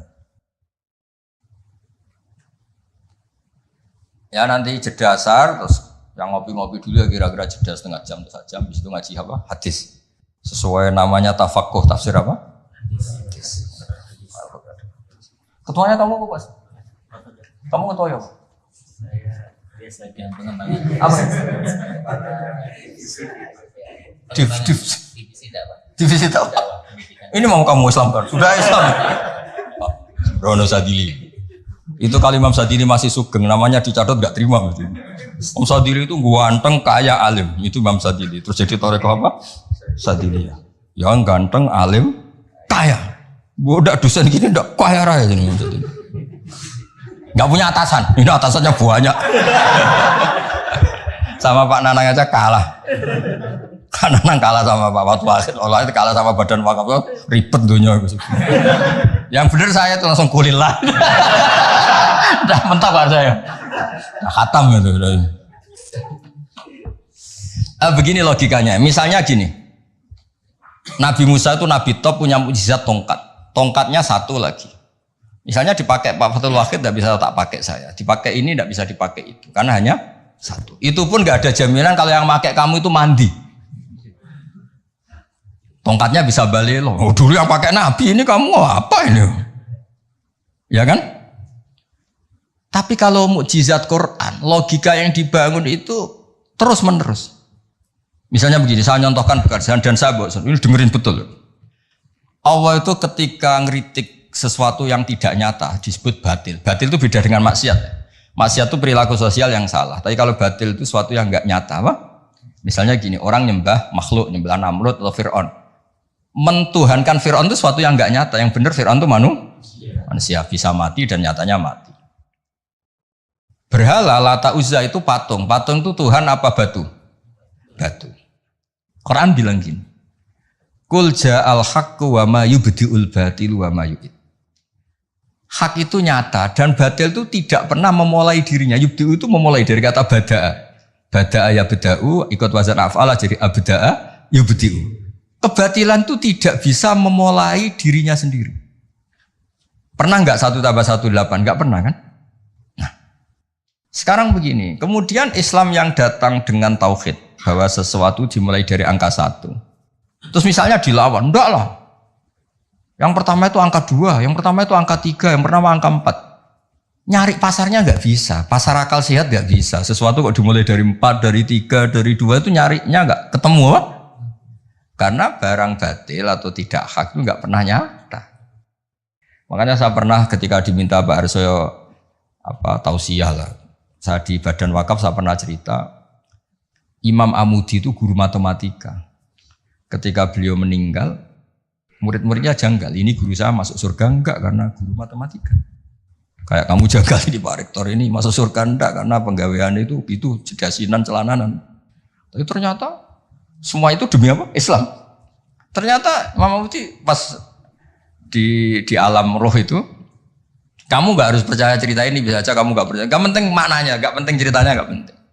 Tapi sama Allah sama siapa takbirnya? Ya amuti istadillah bi wahdaniyati bi khadrati mal. Istadillah ala wahdaniyati bi khadrati malaikat. Karena malaikat itu udah komplain. Ternyata malaikat yang komplain kita tuh banyak. Malaikat ini ada di beberapa hadis. Ya Allah, apa ada orang yang imannya itu ngalahkan kita? Jawabnya Allah, ada manusia. Allah udah bilang ustadz, manusia mukmin ya, kamu termasuk. Kok bisa ya? Malaikat selalu tanya, kok bisa? Kalau kita iman kan langsung melihat surga, neraka, aras. Jadi kalau kartu iman kita pasti lebih valid karena menyaksikan langsung. Nah, manusia kan enggak. Di dunia kan macam-macam, ada dangdutan, ada macam-macam. Tapi ternyata imannya enggak tergoyahkan. Ternyata apa? Logika yang dibangun Imam Mudi itu. Coba kamu terangkan kenapa manusia yang di dunia seiman itu kalau saya ini satu. Jawab Imam Mudi gampang. Beliau nulis. Angka setelah 2, 3 sampai 1 miliar 1 triliun. Nisbatu dzalika ilal wahid nisbatul far'i ilal asli. Angka itu 2, 1 miliar 1 triliun dibandingkan angka 1 semuanya tetap cabang. Yang pokok itu 1. Keyakinan itu kan gak terbantahkan oleh Anda dan gak bisa digoyang kan? Mbok kon urip melarat, baulet tetap nak tauhid itu harga mati. Ya enggak? Akhirnya malaikat manduk-manduk. Cara Jawa mandek man imannya manusia gak tergoyahkan karena logikanya pakem. Bahwa angka 2, 3 ila mala nihayatallah sampai tidak terbatas. Nisbatu dzalika ilal wahid nisbatul far'i ilal asli. Kemudian setelah itu Imam Mudi gambar Pak Arso. Gambar sekenanya aja, bisa gambar gedung, gambar rumah, gambar mobil. Gambar apapun juga dimulai dari minuk toh wahidah, dari satu titik. Gambar itu baik, besar, elek, apik, tetap dimulai dari satu titik. Nah, makanya Quran dimulai dari Bismillah sebagai isyarat, semuanya dimulai dari nuqtatil wujud, yaitu Allah Subhanahu wa ta'ala. Nah, mukjizat ini yang dimiliki umatnya Rasulullah sallallahu alaihi wasallam. Misalnya kita bela Nabi itu poligami atau orang-orang soleh poligami, belanya gampang karena pakai rasional. Ngerumat orang satu apa? Ngerumat perempuan satu hukumnya apa? Baik kan? Ngerumat yang baik loh, maksudnya bukan ngerumat dok. Ngerumat perempuan satu yang baik hukumnya apa? Baik. Kalau 2 lebih baik, logika loh, udah usah dipraktekkan. Ini kan cerita orang baik, bukan cerita kamu, bukan. Orang baik, ngerumat perempuan satu baik. Jadi apa? Baik. Ngerumat 2? Nah, sekarang tinggal waliannya. Kamu satu saja kamu terlantarkan. Melantarkan orang satu. Dosa. Orang 2? Lebih dosa. Itu kan. Jadi meskipun Anda tidak berani poligami, membela bahwa kenapa sih nabi-nabi dulu poligami, gampang logik. Ya gitu. Tapi harus kamu praktekkan. Kamu gak orang baik gitu maksud saya. Tapi untuk membela secara rasional tuh gampang. Ya, orang baik ngerawat orang satu. Baik, ngerawat orang 2. Dah ya. Sekarang yang kamu menerantarkan orang satu dosa, 2 lebih dosa. Jelas ya? Jadi makanya agama ini dibela sama Allah dengan status liqaumi yaqilun, liqaumi yatafakkarun. Enggak usah pertunjukan kayak mujizat tadi, intinya agama ini enggak perlu pertunjukan Nabi Muhammad terus ngomong. Nah, kalau gitu kasihan kiai-kiai yang sekarang. Misalnya, saya percaya kalau kamu ketua DPI asal bisa terbang ke Mekah. Ya repot kalau. Saya percaya kamu rektor Universitas Islam asal bisa Gunung Semeru kamu pindah, Merapi kamu taklukkan. Wah ya repot kalau ukurannya gitu-gitu terus ya. Cukup ukurannya pakai hukum sosial. Hukum sosial itu piye? Alladzina yunfikuna fis-sarra wa dharra. Ketika kita longgar ya mudah sedekah, ketika susah pun mudah sedekah. Rumus yang kedua apa? Termasuk wal kadhiminal ghaidha. Coba sistem sosial itu yang menyelamatkan itu satu, wal kadhiminal ghaidha. Kalau emosi itu dikendalikan. Coba andaikan Pak Waktu Wahid ketika jadi dosen, kalau emosi nabrak mahasiswa, kalau emosi nendang mahasiswa, enggak akan jadi rektor, di penjara. Berarti yang menyelamatkan karirnya apa? Wal kadhiminal ghaidha. Sebagian hadis nerangkan apa? La taghdab faradada miran faqala. Pak Arso juga sama, andaikan beliau dulu ketika sekedar dosen sudah nampari mahasiswa, nggak akan pernah jadi rektor.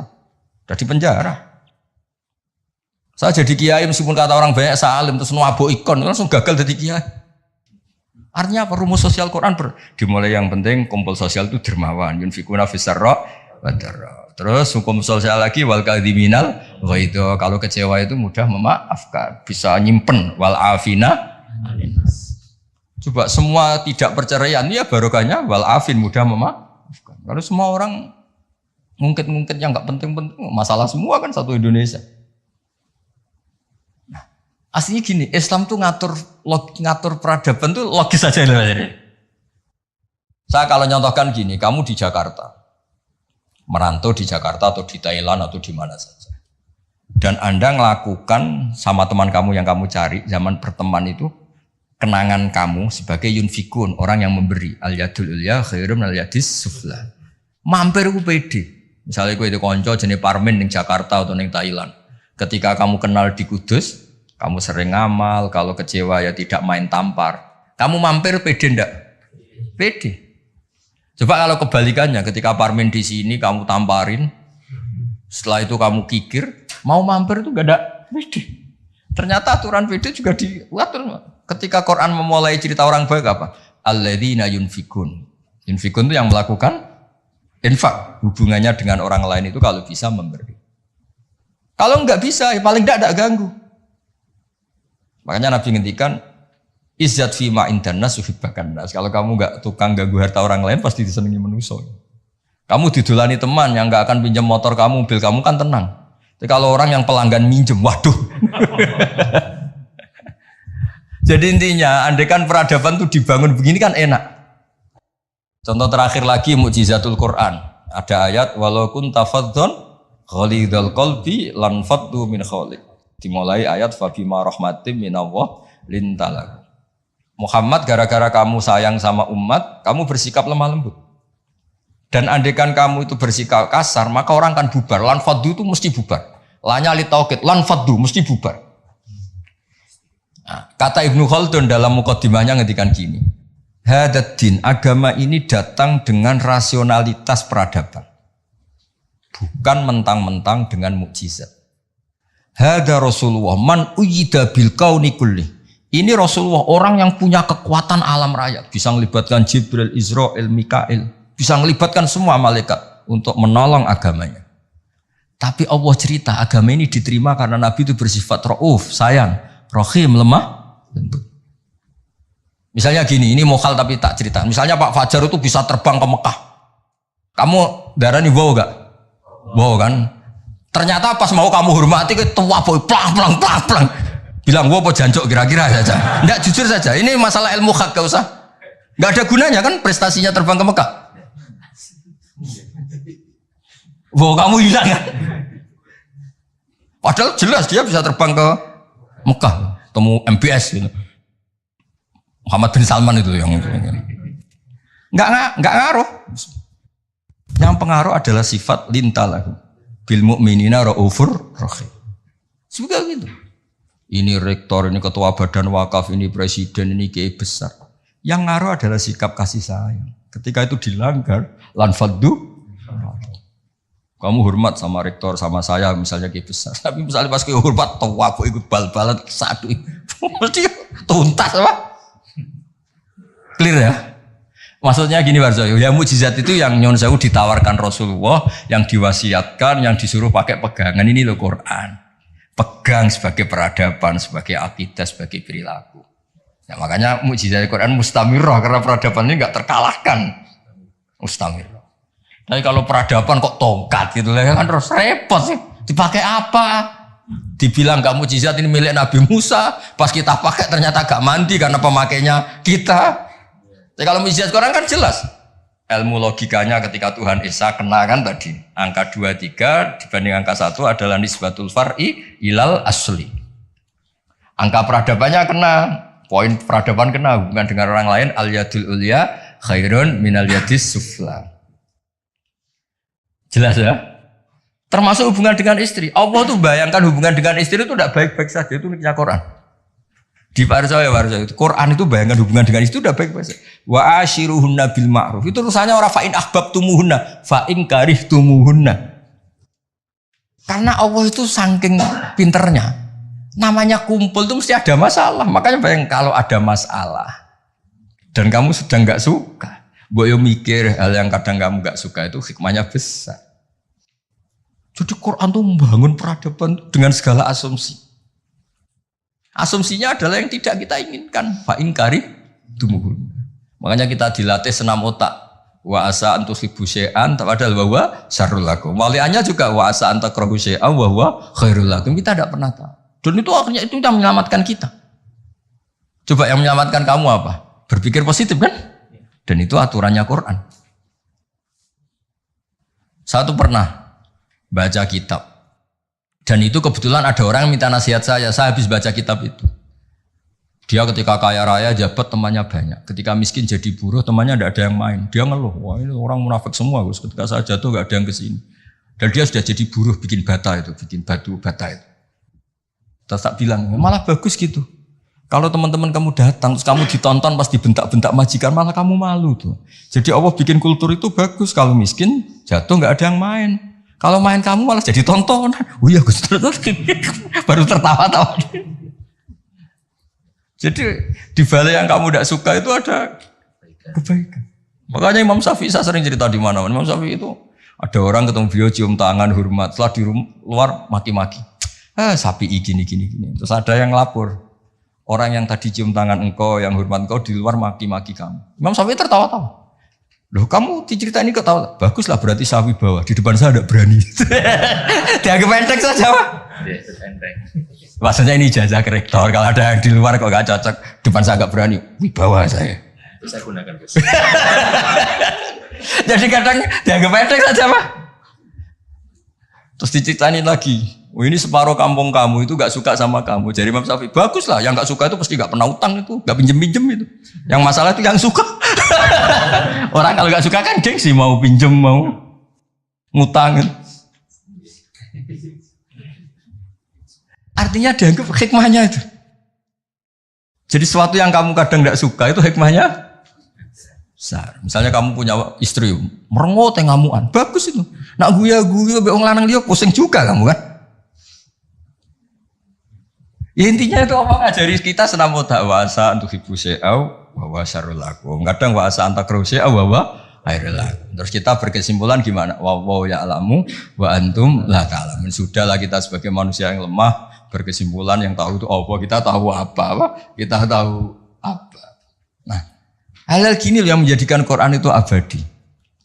Ya, ini sebelum asar tak bacakan tak lagi ini di kitab Itqan. Ini lebih bagus, lebih ekstrim. Itu tadi kitab Fathul Bari yang barusan tak baca Pak Fajar. Kalau ini dari kitab Al-Itqan. Itqan itu spesialis tentang ulumul Quran.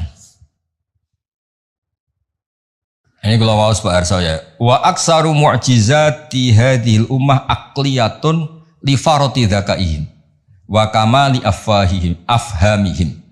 Wa li anna hadhihi syari'ata lamma kanat baqiyatan ala safahatid dahri ila yaumil qiyamah khussat bil mu'jizah al-aqliyah al-baqiyah. Jadi agama ini karena akan dipakai sampai kiamat, maka agama ini harus logis. Karena ini yang bisa menyelamatkan. Misalnya gini logis. Ketika saya hubungan dengan Pak Fathul Wahid baik-baik saja, karena hubungannya saling manfaat. Dan Islam mengharamkan madharati ke orang lain, merusak orang lain, merusak sarana umum. Dan itu yang menyelamatkan peradaban adalah Allah gak suka perilaku apa? Merusak. Kita di mana-mana kan baik-baik saja kalau kita tidak merusak hanya orang lain. Terus Allah cerita lagi, wa yuhibbul muhsinin misalnya, inna wa yuhibbul muhsinin. Kita hidup di mana saja kalau kita ihsan pasti baik-baik saja. Gak usah pakai mukjizat tongkatnya Nabi Musa tuh, mentang-mentang go tongkat ngalor ngidul, pakai akek Sulaiman misalnya, gak usah. Yang menyelamatkan kita itu peradaban yang dibangun Allah Subhanahu wa taala. Nah, cari-cari foto Amit Pak Fajar. Nah, ini mulai itu. Jadi kalimatnya itu ya kalimat di kitab Itqan ini jelas khussat bil mu'jizah al-aqliyah. Jadi kamu tidak usah terbang ke langit untuk tahu kalau Allah itu Esa. Juga ada harus coba saya ceritain Pak Harso. Ini di sini ada kalimat itu betul-betul sadis, tapi sadis yang baik. Wa aksaru mu'jizati Bani Israel kanat khisyatan li biladatihim wa qillati basaritihim. Dasar bodoh, mukjizat agak wow, itu gak ngandel. Misalnya contoh barang gini, andai kan Anda jadi Nabi Musa, Anda akan ya jadi rektor aja agak susah apalagi jadi Nabi Musa. Nabi Musa itu pernah debat Pak Arso sama Fir'aun. Pertama debat itu lucu, Nabi Musa kan disuruh Allah datang ke Fir'aun. Dia cerita, Fir'aun kamu tuh harus nyembah Allah, Allah itu Rabbul Alamin. Kata Fir'aun, Tuhan kamu itu siapa kalau gitu? Ya Rabbul Alamin, Rabbus Samawati wal Ardi yang nuhani langit dan bumi. Dari Fir'aun gini, terus manggil Haman, Haman itu ajudannya. Jangan dibahasakan arsiteknya, nanti tersinggung ini yang arsitek. Sebenarnya Haman itu kan arsitektur. Iya kan? Enggak usah. Jangan terus arsitektur berarti jabatannya apa? Jangan. Ya, ini arsitektur yang Islami ini. Kata Fir'aun. Ini contoh bahwa akal dengan dasar itu menang akal. Saya ulang lagi, akal dengan dasar itu menang akal. Kata Fir'aun gini, saya jalan-jalan kemana-mana setahu saya yang dituhankan saya. Karena dia pakai contoh fisik. Khisyah itu fisik yang bisa diindra. Ma'alim tulakum min ilahin huiri. Saya jalan kemana-mana ternyata yang jadi Tuhan itu saya. Nah terus akhirnya Nabi Musa bilang, Tuhanku yang menguasai langit. Loh, Fir'aun malah kurang ajar lagi bar saya. Haman sini. Ibnili sorkhan. Ya Haman ibnili sorkhan la'ali abluhul asbab. Asbab as-samawati fa'attali'a ila ilahi Musa. Haman, saya bikinkan piramida yang tinggi. Saya mau ngintip Tuhannya Musa. Padahal Nabi Musa tahu, meskipun diintip juga gak kelihatan kan. Jadi Nabi Musa, saya saja gak pernah lihat, apalagi kamu. Nah itu kan masalah kalau betul sudah bikin piramida. Gak tahu ini pas kuliah belajar apa lihat piramida, gak tahu. Nah, kan masalah ya. Gara-gara orang Bani Israel memaksakan semuanya itu khisyah. Ukuran nyata ndak itu apa? Khisyah, fisik gitu. Nah, ini khisyah. Ternyata apa Pak Arsoyo? Yang bisa mengalahkan Fir'aun itu logika yang dibangun Nabi Musa. Makanya di alam roh itu Nabi Musa itu ditanya sama Allah, Musa keinginan kamu yang belum kesampaian apa?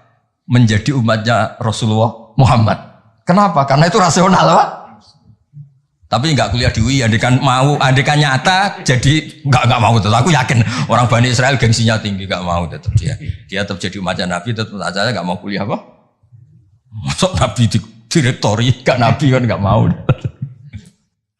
Yang bisa mengalahkan apa Pak Arso? Ini cerita nyata, pentingnya rasional. Dasar sama rasional itu menang.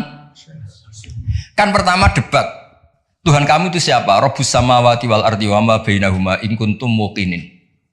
Fir'aun masih belum kalah. Debatnya depan umum loh, ada ajudan-ajudannya ada.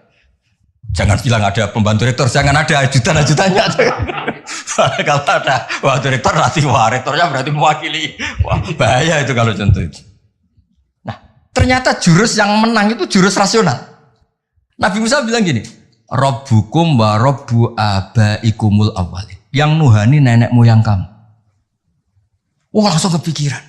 Orang di sekelilingnya langsung yaktumu imanah, langsung menyembunyikan yang menuhani nenek moyang kamu. Wih, nak Fir'aun Tuhan, mbah-mbahnya pengerani sopo ya? Ini kan ada tanggal lahirnya, Tuhannya itu ada surat kelahirannya, ada tanggal. Iya.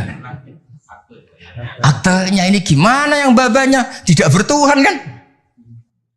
Itu menjadikan waqala rajulun mu'minun min ahli fir'auna yaktumu imanah. Karena rasional itu bisa menjadikan orang sekeliling Fir'aun terus iman. Jangan Fir'aun itu geblek tenan pancen. Wong karuan dekne lahir di bapak di mbak terus bapak itu pangerane. Leluhurnya Tuhannya siapa kalau Tuhannya dimulai dari dia?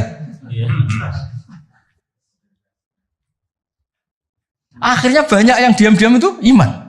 Berarti apa? Jurus menjelaskan yang dahsyat mulai melibatkan piramida ternyata kalah dengan jurus rasional. Nah, makanya apa mukjizatnya hadil mah khussat bil mu'jizah al aqliyah al bagiyah. Nah, moga Pak Farid foto gak lewat Pak Fajar, lewat kula niki luwih keren niki. Nah, niki kata-kata yang ini aja yang langsung apa? Khussat bil mu'jizah. Ini ya, kata-kata khussat bil mu'jizah al aqliyah al bagiyah.